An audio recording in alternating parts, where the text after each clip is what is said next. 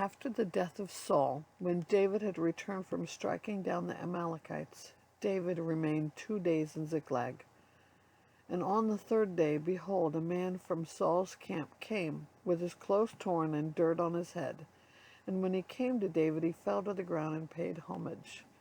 David said to him, "Where did you come from?" And he said to him, "I have escaped from the camp of Israel."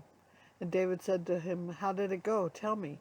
And he answered, "The people fled from the battle, and also many of the people had fallen and are dead, and Saul and his son Jonathan are also dead." Then David said to the young man who told him, "How do you know that Saul and his son Jonathan are dead?" And the young man who told him said, "By chance I happened to be on Mount Gilboa, and there was Saul leaning on his spear, and behold, the chariots and the horsemen were close upon him. And when he looked behind him, he saw me and called to me, and I answered, 'Here I am.' And he said to me, 'Who are you?' And I answered him, 'I am an Amalekite.' And he said to me, 'Stand beside me and kill me, for anguish has seized me, and yet my life still lingers.' So I stood beside him and killed him, because I was sure that he could not live after he had fallen. And I took the crown that was on his head and the armlet that was on his arm, and I have brought them here to my lord." Then David took hold of his clothes and tore them, and so did all the men who were with them. And they mourned and wept and fasted until evening for Saul and for Jonathan his son and for the people of the Lord and for the house of Israel, because they had fallen by the sword.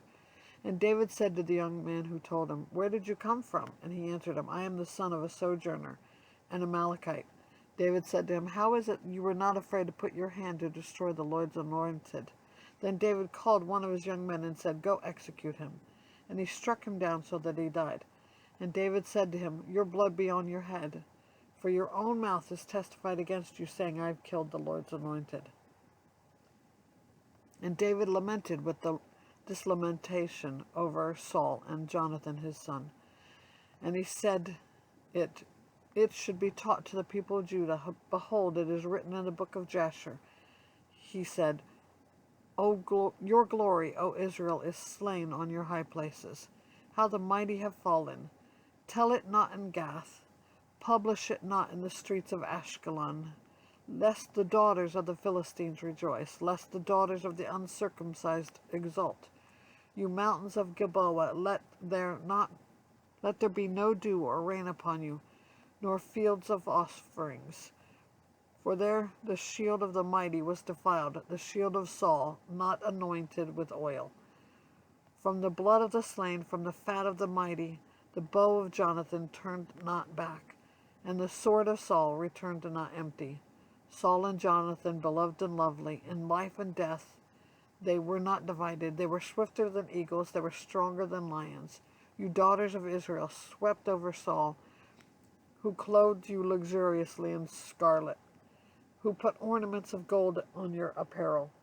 How the mighty have fallen in the midst of battle. Jonathan lies slain on your high places. I am distressed for you, my brother Jonathan, my very, very pleasant have you been to me. Your love to me was extraordinary, surpassing the love of women.